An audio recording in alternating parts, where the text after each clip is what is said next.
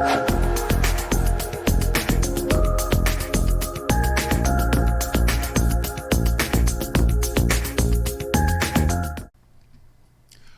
to Cybersecurity Awareness TV. I'm your host, Mac Jackson Jr. This is episode 374, recorded November 6th, 2021.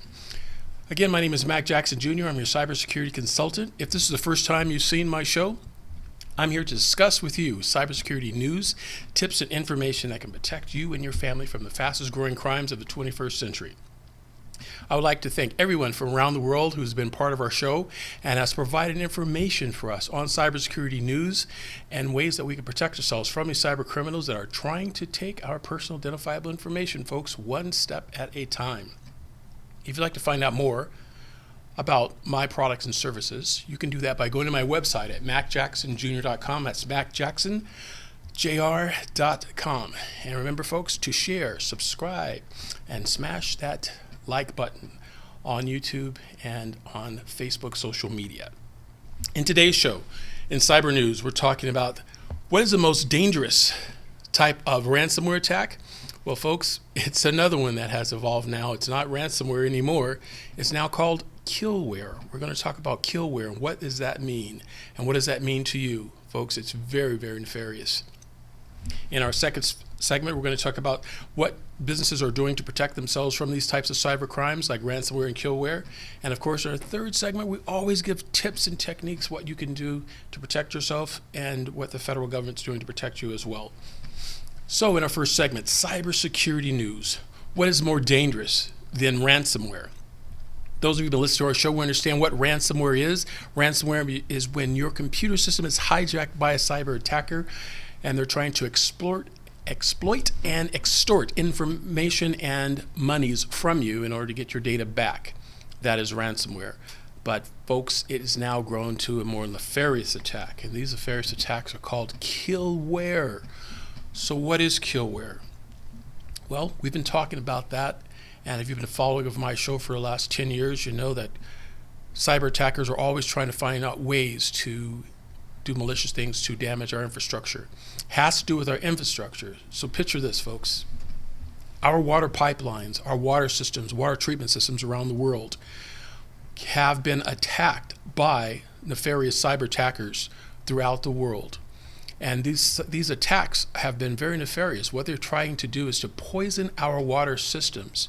There's been a case in Florida this year in February where Homeland Security has reported that a cyber group has attacked the Florida water system and tried to poison the water system by changing the chemical elements using to treat the water to make it more poisonous, so when it's distributed through the public and through the residents of the neighborhood, it will definitely kill them. However, this particular attack was thwarted, and law enforcement and cybersecurity experts were on the scene and corrected the incident when it was shown to have this total irreversible types of attacks going on to our water system and pipelines. So then it's causing an alarm has been notified through law enforcement across the country of these type of attacks. Were these type of hackers looking for financial gain? No, folks, they were just using it for harm. They were just trying to find out ways to harm our society and infrastructure. This is very, very important, and now Congress is fighting against this and trying to help as well. Recently, in the last couple of days here, we see Congress has passed the infrastructure bill to add more money to cybersecurity enforcements around the country and around the world to help us fight against these types of cyber attacks. But this is something we definitely should be concerned with. Remember earlier this year, there was an attack back east on the Colonial Pipeline. Remember when the gas pipeline systems were affected, where gas pipelines back east were locked up and gas lines were long and people couldn't get gas? You've seen reports on the news where people would put gas in garbage bags in their SUVs because they were afraid they were going to run out of gas. And then if you watch the news also, it led to other things happening where people were driving with these gas bags in their back of their SUVs and they get into accidents and run into trees and the car would blow up. Now, if you're a hacker on another side of the world, you're watching this, you're thinking, why do we have to come out with supersonic missiles to fly around the world and drop nuclear bombs? All we have to do is sit back and watch social media and watch these people in the U.S. kill themselves fight against each other. These are the cyber attacks, the cyber wars that are going on right now, folks. We're in a cyber war right now with our adversaries, and we don't even know it. It's not like we have trenches and we're sending in soldiers with guns to fight the enemy. Now the enemy could be anywhere in the world. Could be your next door neighbor, a friend of yours that works with you at work, or nefarious country from a nation state. We must be able to protect ourselves from these types of cyber threats and do what we can. And one of the first things we can do is always be aware and educated what's going on. I have a clip to show you from an interview by Chris Krebs. He was a former director of U.S. Homeland Security, working for the agency called CISA, and it's from CNBC. We'll play this clip now. Thank you. Chris Krebs, now former director of cybersecurity and infrastructure at the security agency. Chris, thank you. The reporting is this is on the company, a known flaw with an available patch that the company didn't make. So here we are. How vulnerable are we? Well, I haven't heard that part yet. As I understand it, the investigation is still ongoing. But there's no question that every organization out there can probably do at least a little bit better on their security of their systems. But let's also be very clear here that this is a criminal enterprise that DarkSide and many others are a part of. And they have not to date felt meaningful consequences. And that needs to change. And I've got a lot of confidence that, what you heard out of Ann Neuberger, the Deputy National Security Advisor today, and that the Biden administration will start using more of the authorities and levers that they can pull to put an end to this digital pandemic. These ransomware pandemic, it is. They keep piling up, both against the government and against private businesses. If this is a cyber war, are we losing it? Well, I wouldn't call it a cyber war, but it is absolutely a national security threat. And this is, frankly, the cybersecurity threat that the average American experiences on a regular basis. You don't always see China and Russian, cyber spies messing around on your networks, but you do see it when a hospital goes down, when you lose access to refined product like this, when your kids have to stay home or they can't log into their school networks. This has been going on for years. They're getting much more sophisticated. They're getting diversified. I mean, it's kind of like Ocean's 11, where you've got the safe cracker, the getaway guy, you've got the person that's monitoring the IT networks. Same thing goes here. You're seeing some specialization and stratification. And I think that's in part what you saw in that apology note, or whatever you want to call it, from DarkSide. They picked the wrong partners. And I tell you what, I would not want to be that team right now, because they're going to get a lot of friction back home, because I think the Kremlin's going to take note here. But U.S. and our allies are going to find these guys and others and make them pay. We got to be protected. What does the administration need to do to prevent future attacks? And is it time for more than just talk and sanctions? Well, we have been engaged in what's known as persistent engagement out of Cyber Command and some of the other military cyber operations. But that's been focused principally at the state actor level, so the Russian government agencies. These are criminals. So we have to make a call at some point that that ransomware and cyber criminals pose a national security threat. We have to put more, impose more costs on them. But the second thing is, and what I'm encouraged by, are some of the reports out of the administration that they're going to release a federal cybersecurity executive order that's going to raise the standard of practice of cybersecurity of software products that federal government uses, and there's going to be a trickle-down effect throughout commercial. But ultimately, every single CEO out there right now needs to be talking to their team to understand their security posture, make sure they've got an incident response plan that's tested, make sure they can back up or recover from backups, but also, if they do get hit, because most folks have bad days, that they have a business continuity plan in place. So folks, our best defense against these types of cyber attacks and protect our homeland is through education. Education, folks, that's what we must do. To learn more about this type of cyber attacks and protect yourselves from these type of events, go to my website at macjacksonjr.com. That's macjacksonjr.com, and learn more about cybersecurity awareness. Folks, we'll be right back here at Cybersecurity Awareness TV after these messages. Hi, folks. I would like to welcome Ben Bowie from MyNiceTie.com as one of our newest sponsors for Cybersecurity Awareness TV. At MyNiceTie.com, they provide and are committed to providing classy neckties for the business community. At MyNiceTie.com, their motto is Wise Up, Suit Up, and Stand Up. You can find nice ties like the one I'm wearing now at MyNiceTies.com. Hi folks, welcome back to Cybersecurity Awareness TV. In this segment we call Security Threats for Businesses. According to a recent survey by an accounting consulting firm called Deloitte, reported that 14% of U.S. businesses remain defenseless when it comes to cyber threats. The survey by Deloitte revealed that 98% of CEOs surveyed revealed that they had experienced a cyber incident over the last year. Nearly 14% of these organizations reported that they did not have a cybersecurity threat plan in place. Now, over the years, these CEOs that were based in surveys discussed their problems by having a cyber threat on their business and organization. These threats or problems included share price drops, leadership changes, and we've seen that in the news where companies have fired CEOs and CFOs because they've had cyber attacks, the theft of intellectual property, and of course the biggest one, the loss of customer trust. These cyber threats are intended to cause fear amongst organizations, and of course the biggest threat is a human factor involved in employees and vendors working within an organization. 28% of executives state that these type of attacks from phishing, malware, and ransomware are less likely to happen because of the human factor. The employees and vendors that are working in the organizations have been properly vetted.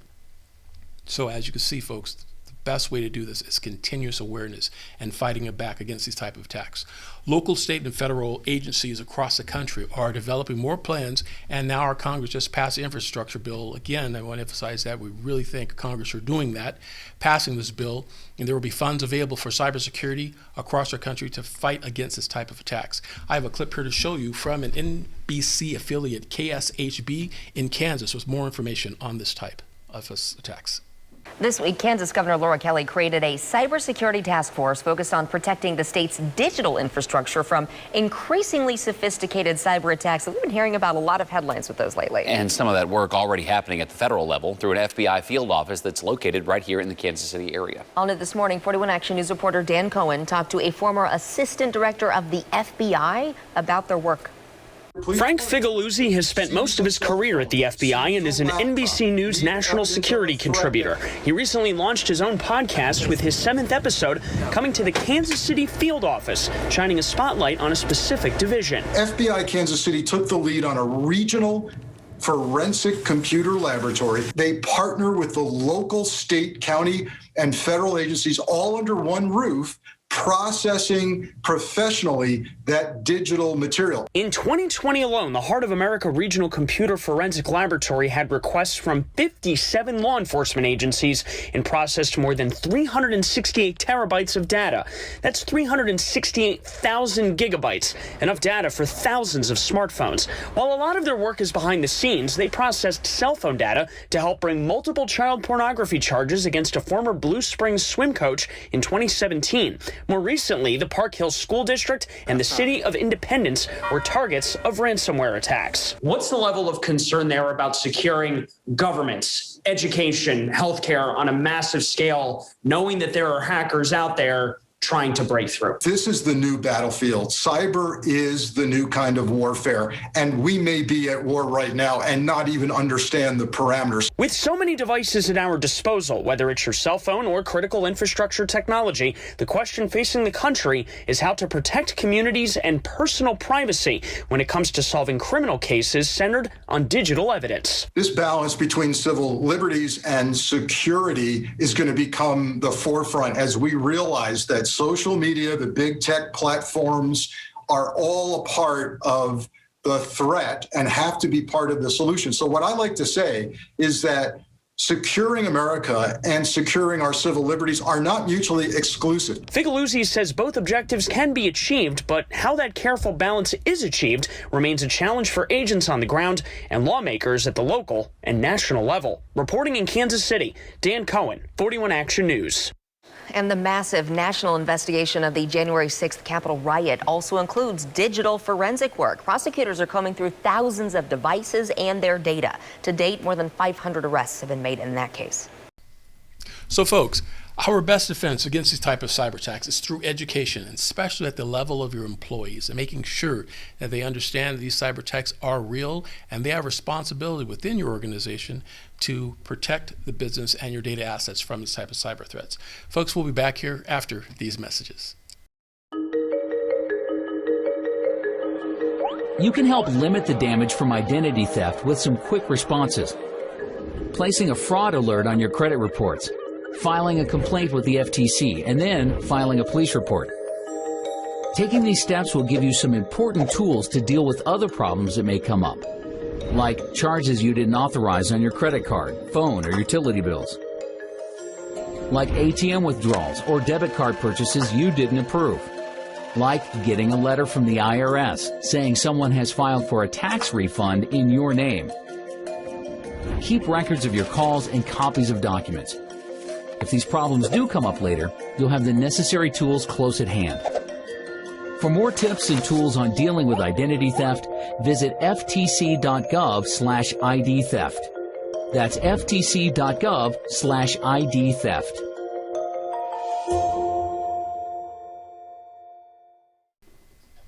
Hi folks, welcome back to Cybersecurity Awareness TV. In this segment, we're talking about cybersecurity tips that you could do for your business to protect yourselves from this overwhelming explosion and rise in cybercrime and cyber attacks. Folks, our best defense, of course, is through education. So what can we do to protect ourselves? Well, the first thing we could do is start from the passwords. Yes, I speak of this all the time, folks, because I really want to get it through everyone. Your passwords is the gateway to your personal information. Data you have on your smartphone, your laptops, your devices, it's currency. Hackers want this data where they can put together so-called a jigsaw puzzle of your personality, of you, your profile, where they then can match your other databases from other stolen hackers around the world and create your picture, your profile, where in turn they can sell to other bad guys. Ways you could do that is making sure you have a strong password. Do not use simple passwords, folks, that of your favorite sports team or your favorite pet animal or your high school you went to, even your birth date. People use it all the time. The best way is to have a passphrase. Now, even with that said, you have a passphrase, which is an English sentence, if you would, with punctuation behind it. That's simple enough, but hackers are still trying to get that information from you. So what is the next level? Multi-factor authentication. What is this? Multi-factor authentication, folks, is when you go to a website and you log in with your user ID and your password, the next thing that pops up is the website telling you that they will send a security code or PIN to your phone or an email device. Once you get this PIN, you will then authenticate yourself as being the authority to utilize this website. Now, it sounds like an extra chore to do, but we must have these different extra chores behind us because hackers are always trying to find ways to combat and fight against us. So just remember, I'd like you to do me a favor too. What I just told you, I want you to tell a friend and have that friend tell a friend. Once we can spread this information and more people know about it, it will make it harder for hackers to steal our information and, of course, make it easier for us to try to get and keep our data private where we're not having it sold. Next week, folks, we're going to talk about things that are going on in the new Facebook called the Metaverse, this new virtual reality that's been created by Zuckerberg. It's going to open up a whole new realm of cybersecurity for us all. But will we know the difference between what is real and what is reality? We have to see. In response to these emerging cyber threats that are going on, cybersecurity organizations around the world have embraced on ways and methods of protecting our business by developing strategies and programs for their organizations and their employees. There's been estimated by a company called Ganther that by 2025, 40% of all organizational boardrooms will have some sort of cybersecurity platform and strategies within their organizations to meet these challenges. Because now cybersecurity crimes, folks, will be bigger than narcotic dealing and drug dealings around the world. That's right, folks. Cyber crimes, including ransomware, would be a bigger market than drugs. Therefore, it's going to open up a lot of opportunity for the bad guys to get involved in this, even nation states. And there's things that we can do to protect ourselves. We must stay in front of it. Like always, folks, your information and information that you tell to other people can help us protect us against these type of cyber attacks. So that's all we have for today. Thank you for joining us this week on Cybersecurity Awareness TV. Again, you can find me on MacJacksonJr.com. That's MacJacksonJr.com.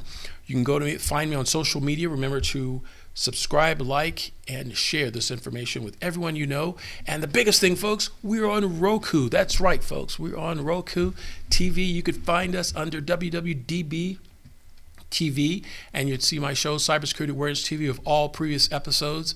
Remember to tell a friend. See you next week, folks. Thanks again.